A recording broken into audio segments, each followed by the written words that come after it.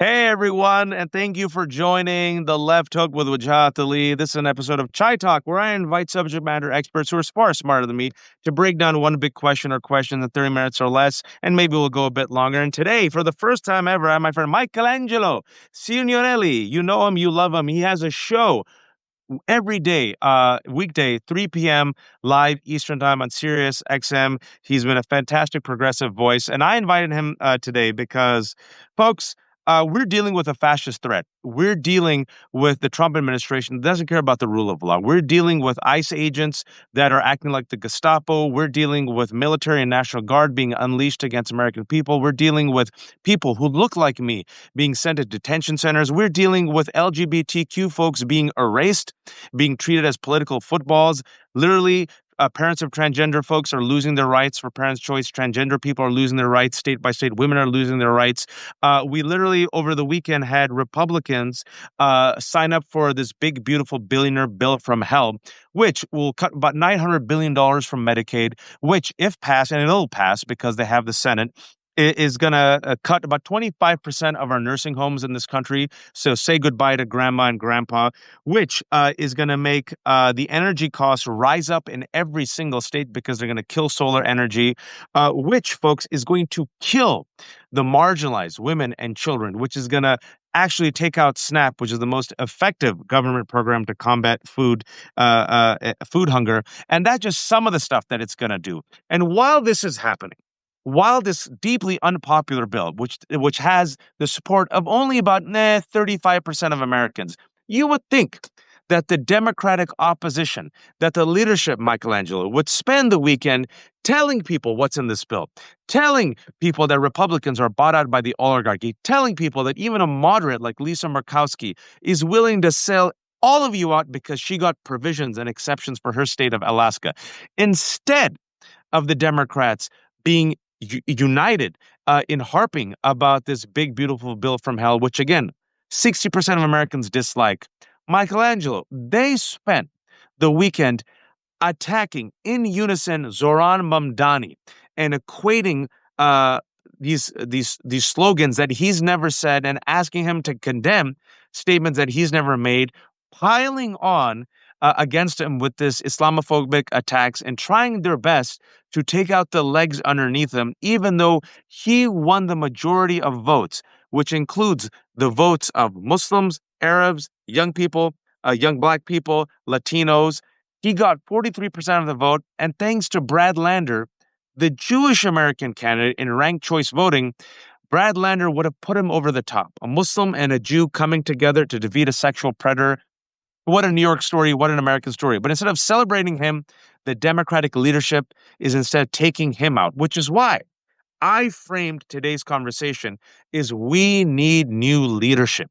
We need new Democratic leadership. We need fighters. I am done with Hakeem Jeffries. I'm done with Senator Schumer. Forgive me for my rant. I yield the floor to you, Michelangelo. Well, you're 100% right. And all weekend, they did their criticisms through all of the normal channels, which nobody follows. Doing a floor speech, sending out a note, sending out an email. They should be holding press conferences. They should be holding protests. They should be leading protests, right? They should be out in front of the Capitol. They should be on social media for sure. They should be attacking this bill every way that they can. And the stuff with Mamdani is just absolutely political suicide in addition to being bigotry, because this is the face of the Democratic Party. This is the new Democratic Party. This is the new base of the party. Young, energetic. But let me tell you, I mean, I live in New York and I've studied this vote. A lot of young people, yes, came out to vote, but a lot of other people of every age came out to vote, many of whom hadn't voted before, Mm. many of whom live in places that parts of this city Donald Trump won. Many places where you expected Cuomo to do it. And that should be a signal to them. And the last thing they should be doing is harping on some comment that he never even made and claiming he made it, and then having to defend on every talk show, defend themselves and the Democratic Party against him rather than actually embracing him. They all should have gotten behind him immediately. Now, maybe, we have ranked choice voting. Tomorrow is the second ranking, and we'll find out more. Maybe when it's final, they all will get behind him. But, Jerry Nadler, others did endorse Yeah. him. That was good. But yeah, the leadership has not. And when asked about him, the leadership goes back to this comment he never made, and it pushes this Islamophobic rhetoric we've seen from Republicans. Where are they on that? These horrible comments from Marjorie Taylor Greene, Oh yeah. from all of these horrible the Andy Ogle, Charlie Andy Kirk. Ogle calling for him to be denaturalized, right? Calling for him to be arrested, equating him with terrorism. Where are their statements on that? Yes, a few have. Good. I've seen Richie Torres, I've seen others. But where is the leadership? The leadership should be getting behind him and whipping up this new base. These people are awake now. These people who didn't vote before, and the other people who organized in the base, they would be so receptive right now to that message from this leadership. And, they're going to replace the leadership. I don't know that we can replace the leadership, but they will replace the leadership. They will make it clear that this is not something that's going to fly. And also, Zoran Mamdani won the district of Hakeem Jeffries, and I That's think right.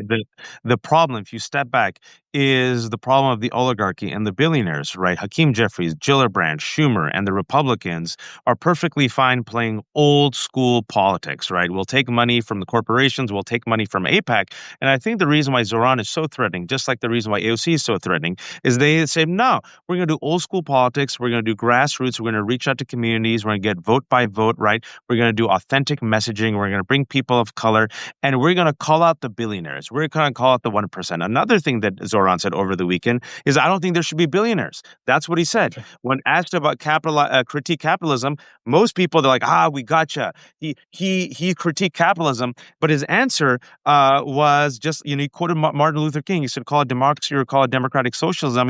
We should have a system that is fair and That's right. equitable. And the establishment said, aha, we'll get them, without realizing they're so out of touch that most people listening to it are like, yeah, that makes sense. And what they also don't realize is the majority of Americans in my lifetime, in the past year and a half, if you've seen the Gallup polls, it's fascinating. Young people in particular have been radicalized in real time against Israel because they've seen a genocide of Palestinians stream to their phones, Michelangelo. If you look at the data across the board, young people are like, I'm not down with that. Young Jews in America are saying, I'm not down with that, right? And instead of actually meeting people where they are, the Democratic establishment says, F you, you better support us or else. And I want to connect the dots. When it came to the DNC, it wasn't just Arabs and Muslims and Palestinians. It was Democratic voters saying, please stop the genocide, Biden. Please, Harris, step aside from Biden. Have some daylight. And what did Biden say? No daylight, kid. At the very least, Michelangelo, the bar was so low. The bar was so low, folks, it was in hell, that they said, have a Palestinian speaker. And you know what the DNC said? No, Mhm. F you.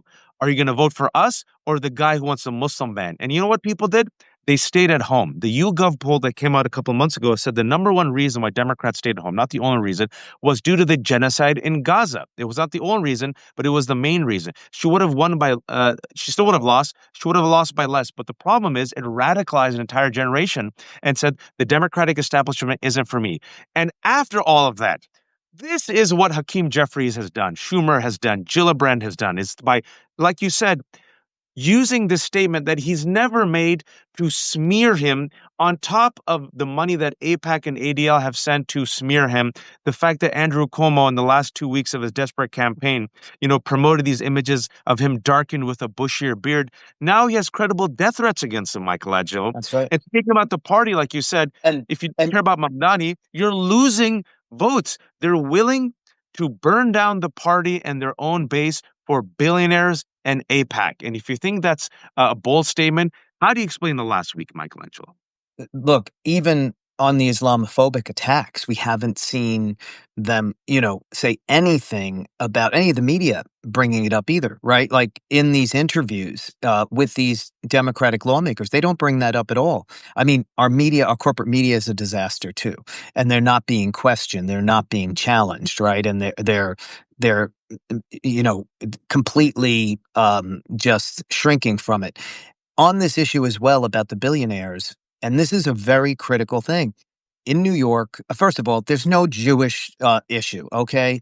The number of Jews, the percentage of Jews, and the percentage of Jews who voted for Cuomo, voted for Mandami is probably going to come out to be about the same when all the ranked choice voting is done, which is how it is with most other groups, and he'll probably have done better, Mamdani. But the issue of the billionaires, and I think this is critical. Mamdani won. He won affluent voters more than Cuomo. Mamdani won middle class voters more than Cuomo. He won working class voters across the city, particularly in different ethnic groups. There's a difference between the billionaire class and everyone else. Most New Yorkers want to pay more money for better services, even if they have money. They will pay higher taxes. The billionaire class wants power, and they want to stop him from. I don't know what they're imagining he's going to do with regard to Wall Street, because it's kind of all mythologized too. It's not like he's going to really be able to do that much, as the mayor. Yes, he can freeze the rent. Yes, he can lobby for raising taxes. But I mean, there's a lot here that I think is rooted in their Islamophobia. They don't want to say it, the billionaire class. So they're saying it's about democratic socialism, right? They're trying to whip that up. That's not going to work either. Nope. That is not going to fly, not with younger people. And it didn't fly with people of all ages across the entire city. And you know what I love about Mamdani's win in particular is that it was so New York that a mayor with a Muslim name was able to win the majority vote thanks to direct support and cross endorsement from a Jewish mayoral candidate, Brad Lander, and black mayoral candidates. And they worked together That's like right. the Avengers to take on a sexual predator. I mean, it's so New York. It's so American. And I'm so glad you mentioned that because speaking to friends in New York, and I love New York, it's like my home away from home. New Yorkers see right through the bullshit. This cultural divide that the establishment is trying to do in billionaires and APAC, right? Muslim versus Jew. They're like, nah, that cultural divide is not working. Muslims and Jews in New York see right through that bullshit. And they're like, no, we're from Amdani because he actually listens to us. Affordable housing, making life better for everyone, right? And the word globalize the intifada, whether you like it or not, folks, I don't use it. But the reason why people have used it, it means shrugging off. It's been used for decades, which means that an occupation in Palestine, if you oppose it, you also have to oppose the genocide against the Sudanese people. You have to also have to oppose the occupation of Ukrainians by Russia. You also have to oppose racism. You also have to oppose apartheid. Right, the suffering of one group is linked. Right, justice is for everyone. And if there's injustice against one group, then the rest of us, it's our duty to speak up because all of us have to be free. And that's what threatens, I think, the establishment against Mamdani and AOC. It's what they represent. It's what they represent. That not the fact that AOC. Look at AOC. Look at the threat of AOC. She's a representative in the House. No disrespect to her, but she's not a senator. She's not a governor, right? It's Mhm. what she represents, the message that she represents, the popularity. And they're like, oh my God, we have an AOC. So what do we have to do? We have to crush her. We have to make an example out of her. We have to crush the Elon Hummers. We have to crush the Rashida Tlaibs. We have to crush the Ayanna Presleys. Now we have to crush the Mamdanis. Because if a Mamdani can be a mayor of New York, then oh my God, maybe these people can become governors. And maybe AOC can become the president. And we'd rather have a criminal rapist. We'd rather have a person who has sexually assaulted a woman and defamed her. We'd rather have a person that was a violent insurrectionist, but is good with the billionaires than an AOC and Mamdani. And that's why I think the billionaire class is threatened. And what's so shameful is that Schumer and Jeffries and all these establishment leaders, because they're so tied to the corporate money, Michelangelo, they're incapable of evolving. They're not agile. It's been 10 years and they haven't done it, which is why I Well, say they're not gonna do it. they've gone the other way on a lot of things. They're allowing the Republicans to frame the issues. What we've seen with LGBTQ rights, what we've seen with transgender people in particular, is just horrific. They've allowed Republicans to frame that. They're now moving on transgender issues themselves. They're telling their candidates not to talk about the issue. That is Yep. a sure fire way to make journalists ask the question because they know that you're afraid. They're on the defensive on all of this. Trump has eviscerated LGBTQ rights either directly in these executive orders, certainly in this second term. Biden undid a lot of it in the first term, but also through this horrific Supreme Court. Now, policing what is taught in school, making sure that queer people are invisible, right? All of this, Democrats, where were they? Where were they on that Supreme Court decision? Where are they on the Supreme Court decisions on gender affirming care? Nothing. This is what the base as well is very much concerned about: equality and human rights and dignity. Mamdani, again, ran on $65,000 pledge for gender affirming care, $65 million pledge, I should say, gender affirming care for transgender youth. LGBTQ rights, something at the forefront. He focused on March, the right, with issues. Attorney General Letitia James. Yeah, he he focused on the issues that connected everybody. Freeze the rent, wages, increase them. Affordability, but he spoke about all of these other issues to the various communities instead of running from them. And that's why it gets back to this Right. statement too, right? He didn't run away from his position on Gaza. He didn't run away from all of that. He didn't try to finesse it. He says it and moves on and talks about the other issues. People can have differences of opinion about all these things, but I think they respect um, genuineness and authenticity. They can Yep. respect you if you don't have the same position on something. If there's another issue that is incredibly important to them, like the rent and the prices and housing, then they're with you.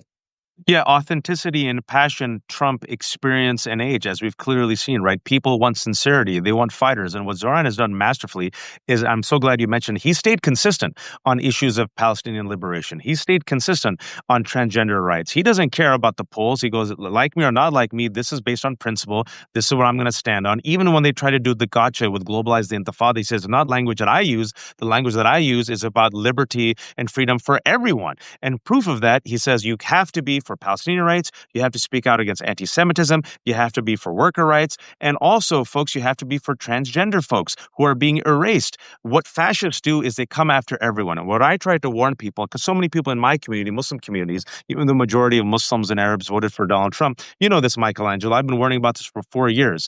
I'm right here in Virginia. I saw the seeds of the anti CRT, anti DI, anti transgender agenda, right? It started with parental choice, right? It started with the Glenn Youngkin. And I said, you got all these activists right here in Loudoun County, Republican activists, grassroots groups, politicians. They're going to use this as a laboratory to see if it works, and then it's going to go mainstream. I know this as a Muslim because they did this with Sharia law. They've done this against the welfare queen. They do this against the undocumented. They're going to go against transgender people. They first went against black folks, but that didn't work as much, banning books by Toni Morrison. But you know what worked? The schools are going to make your kids transgender. The school is going to make your kids gay. And I can't tell you, I've been saying for 4 years, so many otherwise sane, intelligent suburban voters who vote for Democrats, their reptilian brain was played by Republicans. Democrats didn't talk about it. Democrats didn't have a counter message. What happened? It went mainstream. And Elon Musk and Republicans spent more than $215 million attacking transgender people in the 2024 election. And that bad faith manufactured boogeyman was used to sway votes, just like it was in 2010 and 2012 against Sharia, just like it's been against gay people and gay marriage in 2004, just like against it was Willie Horton in 1988. The same manufactured fear, right? It's just a reboot, Michelangelo. And what did Democrats do? Did they invite a transgender speaker to the DNC? No. No Palestinian speaker to the DNC. Instead, they're spending $20 million trying to speak to men, and they're trying to find the liberal Joe Rogan and Alyssa Slotkin, the centrist Michigan senator. Her war plan, folks, was we're going to have a war on the weak and the woke. That's an exact quote. the weak and the woke, and we're going to attract the goddamn alpha energy of the Detroit Lions head coach. Has it worked? Throwing transgender No. people under the bus, people of color under the bus, undocumented immigrants under the bus. So Ron said, no, I'm going to lead by values. It's going to be everyone or no one. And people said, yes, damn it. He says, no, I'm going to go full woke because my base, the Democratic base, is guess what? Black. The Democratic shadow is black, right? But the Democrats want to run away from the shadow. Sorry for my rant. Let me just rant away for one more minute, then I'm going to give it to you. And what I kept saying as a practicing Muslim, and why I stood up for transgender folks, is because, folks, you don't have to agree on everything. Just like LGBTQ community members came out against the Muslim ban, if I went to the LGBTQ members and the activists in 2017 and said, do you support Islam and Sharia and the Prophet Muhammad? Most of them they say no. Then I would say, then why are you here? And you know why they said? Because we know that this is unjust and Muslims have rights and they're coming after Muslims. They're going to come after all of us. What happened? They went after transgender rights. People didn't say anything. Then who do they come after? Undocumented. Then who do they come after? Michelangelo, legal immigrants. Now who is ICE coming after? Students, anyone who looks brown. Now who are they coming after? Harvard, Columbia University. Now who are they going after? Tom Tillis. Fascists go after everyone, and I want Democrats to stand up and fight. Instead, they've thrown the transgender community under the bus. Sorry for my rant. I yield the floor back to you. Well, to this point about Republicans using these issues, right? It's not always clear that it works or that it's worth the millions and millions, billions of dollars they've used every time they do this. In a close election, everything works, everything counts. So, it's close. Who knows what happened in 2024, how much it worked.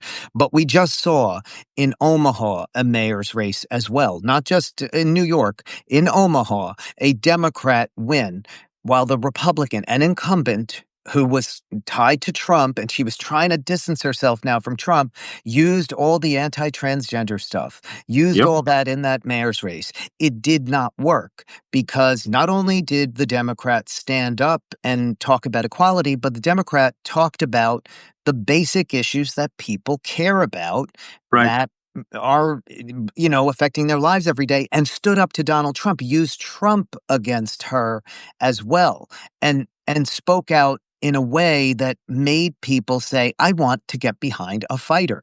It is about being a fighter. Again, that was a waste of the Republicans' money.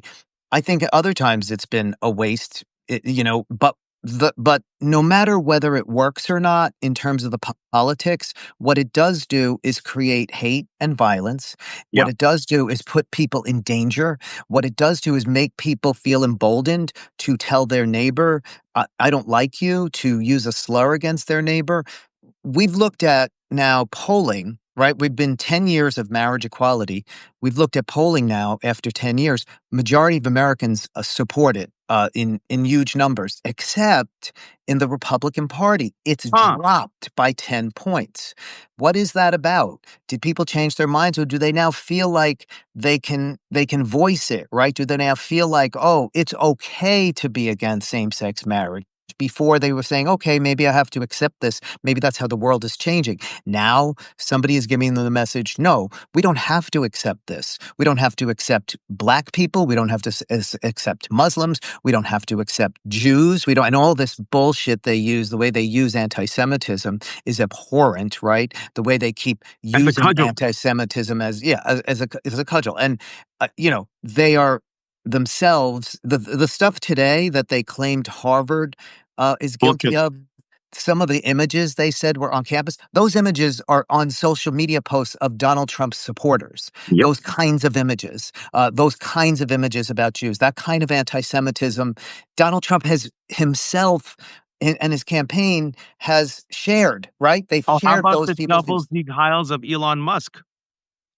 Exactly, exactly. So, I mean, that to me is the worst part about allowing this hate to be perpetrated by the Republican Party. You then allow it to be accepted by others. You can't ignore it. You have to stand up for communities. And if you want people to get out and get other people to vote, you've got to make them be able to make the case that the Democratic Party is worth fighting on behalf of.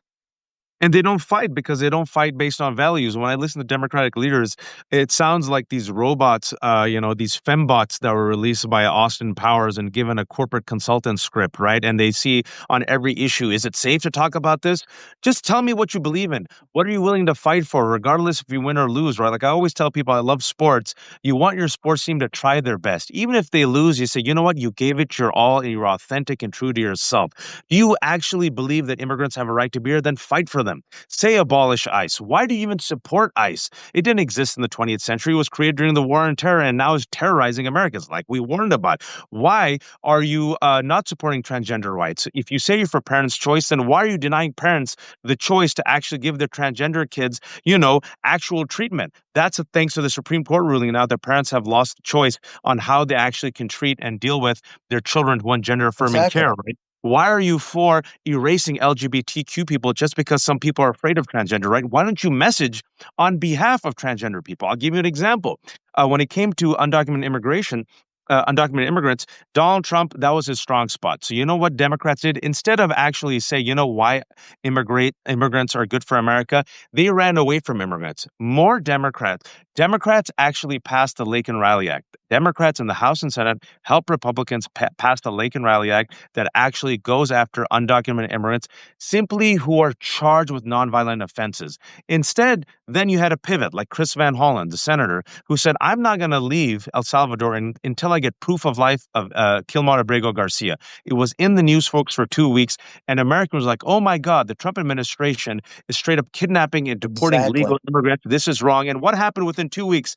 Negative 20. Now Donald Trump is underwater on all these issues because you had some person, Chris Van Hollen, fight and message. And speaking about fighting and messaging for LGBTQ people, people who say it's impossible to do, that you can't be a radical like Zoran Mamdani or a democratic socialist.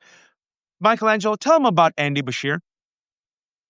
Governor Andy Bashir in Kentucky, conservative state, red state, Democrat. He not only defended LGBTQ people, vetoed bills, wouldn't sign them, attacking transgender people, attacking gender affirming care, attacking civil rights. He not only vetoed them, but he leaned into it and talked about it as part of his faith. Talked about it, and Zoran has done this too, right? Talked about his faith and his parents, what they taught him in terms of helping people, right? But Andy Bashir, he talked about it as part of his Christian faith that he's there to help people and that it's about family. It's about making sure people are not hurt. That is a way to connect people. And a lot of people don't agree with him. Obviously, it's Kentucky, it's a red state, but they look at him and they say he's authentic. He believes in something. And as long as he's doing X, Y, and Z for me, I am going to trust him on that. And also, what they say is that's a Christian white man, and his message of comparing, care and compassion. I could get behind it. I might not agree with gay marriage. I might not agree with some of the gay lifestyle, but you know what? Yeah, it's a good point that we should take care of everyone, right? And everyone should feel safe, and we shouldn't have hate. Yeah, I could get behind that. Okay, and you know what? Even if I disagree with him, like you said, he cares about the rest of us, and he sounds sincere and authentic. People like Governor Walz, white man in Minnesota. Another example of running a very progressive campaign, progressive talking points, even though with a narrow majority in Minnesota, which is purplish blue, right? But he didn't hide from it, right? And instead he leaned into it. Very beloved Michelangelo. So the Democrats Absolutely. actually have examples of straight white Christian men in bluish, purplish, red states who have not thrown the most marginalized communities under the bus, which at this point are transgender communities, poor people, the undocumented, legal brown And immigrants, and and let me just or women, say and we're say women. something more about what we're seeing with immigrants and undocumented people, because you talked about what Senator Chris Van Hollen did, which was amazing, right? Went down there, went to El Salvador, took up the case of Kilmar Abrego Garcia, took it up and defended due process and made sure that that story stayed in the news. We are seeing every day on social media stories of families ripped apart, of mothers taking from their children, of fathers beaten up in front of their sons who are serving in the military, right? Three I sons. mean, I can go on and on with all of these stories. every one of these stories, a Democratic politician should be having a press conference with those people, should be Every holding those single people up. story. Those stories, it's not just the right thing to do. Those stories are ammunition to use against the Republicans, just as the case of Kilma Abrego Garcia. It took Donald Trump's numbers down, as you said. Um, we're not seeing these stories in the media. I mean, we do here and there, but most of them I see on social media. There's just too many of them, I guess, for media thinking they can cover. These stories should be what Democrats are pointing out about the brutality of Donald Trump. People don't want to be part of that brutality. And also the reason why they don't, and let's be honest, Michelangelo, is when it comes to crime and when it comes to immigration, the reason why so many Democrats have punted on it is they don't want to be seen weak on crime, right? So they actually appropriate Republican language, Republican talking points, and they think if we support the Republicans on the Lake and Riley Act, if we support the Republicans and are tough on crime, maybe, just maybe, Republicans will like us. It still doesn't work. They still see you as weak. Instead, why not lean in and support immigrants? Why not reframe the Exactly. conversation? Why not create a new message? Why not say, why do you support terrorizing LA and communities and immigrants? Why are you in support of violent insurrectionists, but you're against those immigrants who pick our fruits and pick our vegetables and do all the jobs that no one else wants to do? Why are you against this community that without this community, the American economy would fall apart? Why are you for against a community that commits less crimes than people born in America, that actually does something that Donald Trump doesn't do, pays its taxes, that actually helps the economy, whereas Donald Trump is destroying the economy? And why are you for terrorizing grandmas and grandpas and deporting citizens? They deported 70 citizens. They deported a citizen kid who was suffering from stage 4 cancer. That should be in the news nonstop. They deported a citizen kid who survived cancer with their parents. They literally went after this father, it's completely out of the news, right? Who has 3 children who are serving in the Marines, right? They kidnapped Mahmoud Khalil. They kidnapped Rumeza Ozturk for co-writing an op-ed. They kidnapped Badr Suri Khan. When people see this, they are outraged. They're horrified. But Democrats, even now, Michelangelo, refuse to say abolish ICE. Why the F should we friggin' support ICE as they're terrorizing our communities? Can someone please say why? Why can't a Democrat say we should abolish this? And let me tell you why. Let me tell you why we should abolish this. None of them have come out. None of them. Have come out and said this right now. Sorry. No, no, no, no. They've talked about the masks. They've talked about the, hiding of their identity. That itself should be a much bigger story. That should be a lawsuit. That should be the entire Democratic caucus stopping everything and saying we do not want masked people who are not identifying themselves in our cities, in our small towns, on our farms, going to plants and raiding people. Then when Pam Bondi was asked about it, she made believe she didn't know about it. That should have been there should have been outrage among those senators that she claims she didn't know about it. There's all this sort of they're still respecting these people when they get no respect back. They just get anger Masochism. and arrogant attitudes. Yeah, what has been gained? Bending the knee to Donald Trump and Republicans, whether it's in corporate media, whether it's the law firms, whether it's corporations. What has it gained you? To quote the Born Identity, look at what they make you give. CBS is trying to buy off Donald Trump. ABC News that settled when they shouldn't have settled, right? All the law firms, look at what they make you give. And he still comes after you. Columbia University, right? Harvard learned from Exactly. Columbia. If it was Harvard first, they would have caved, but they're like, oh my God, Columbia literally destroyed its own reputation, threw its reputation under the bus, has thrown its students under the bus, and it's still not enough for Republicans, and they're laughing at you.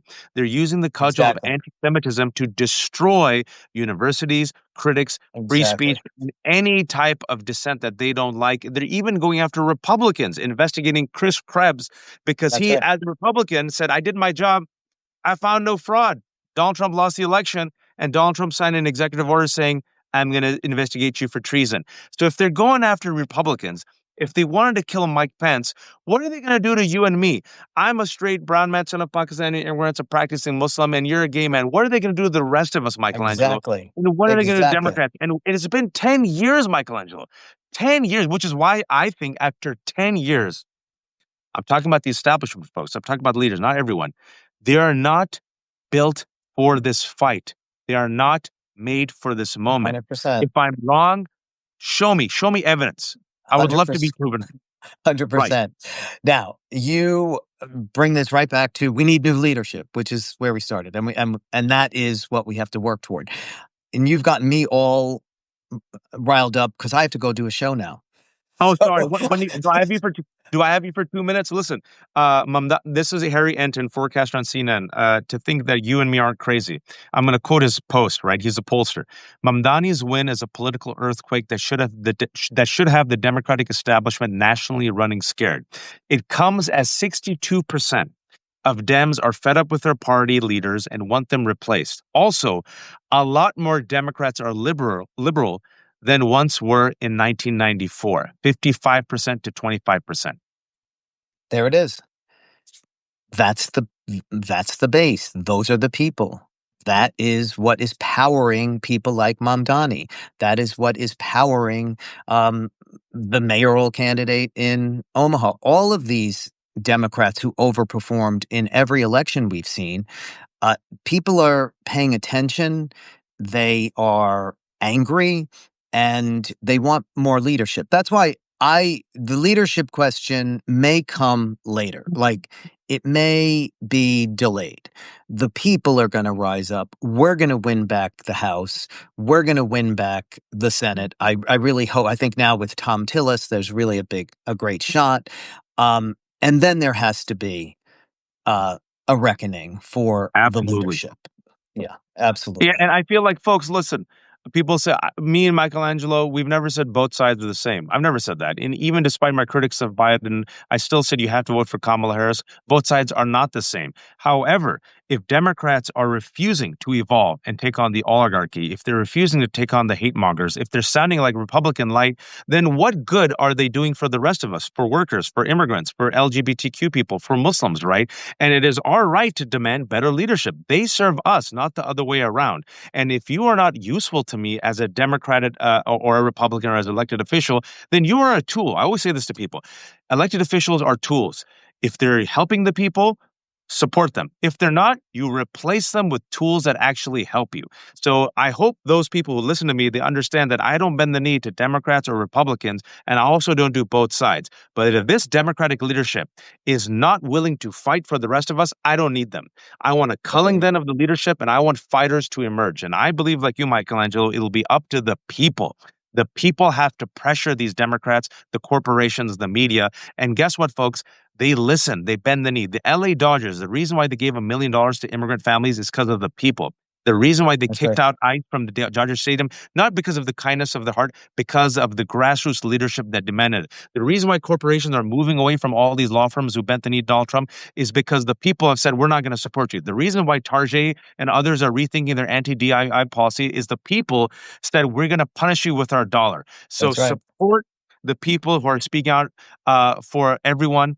Injustice against one is injustice against all. If you don't believe me, look how they went after the transgender, then the undocumented, then immigrants, and now after everyone.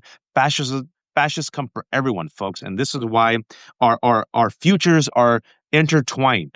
Our struggles are intertwined, folks. It is, dare I say, intersectional, which is why you have to be woke. And even if you don't disagree, even if you disagree with Muslims or undocumented folks or LGBTQ folks on certain issues, you have to realize that Michelangelo's safety and security means that you will also be safe and secure, and your neighbor who are a person of color will be secure. It's all of us. All of our children have to have a chance at safety and security. It's Mhm. either all of us or none of us. That's how it works in Absolutely. democracy, folks. That's how it works. Michelangelo, before I let you go, shamelessly promote yourself. Uh, my show is on every weekday at 3 p.m. Eastern Time. You're going to join me on the show. You've come on, of course, many times before. You're going to come on tomorrow, I think, Tomorrow. 3 p.m. Eastern Time on Sirius XM Progress 127. Also, of course, my Substack, the Signorile Report, where a lot of people are listening here as well. And yeah, that's it. And finally, I'll say because Michelangelo has to go, there's 800 people who are watching. We're going to have this up on our Substack in an hour or two. So I strongly recommend you listen. And also, this is the left hook. I've kept everything for free, not because I'm stupid, but because I'm a fool. I believe people should be informed, especially as we're fighting fascists. So if you can, like Blanche Dubois, depend on the kindness of strangers, give a few bucks. If you can, at least subscribe to myself and Michelangelo. Spread the good word and the good content. Take care of yourselves, folks. Be kind, be empathetic, and please, oh, please don't be a fascist. Michelangelo, see you tomorrow, buddy. See you tomorrow. Later.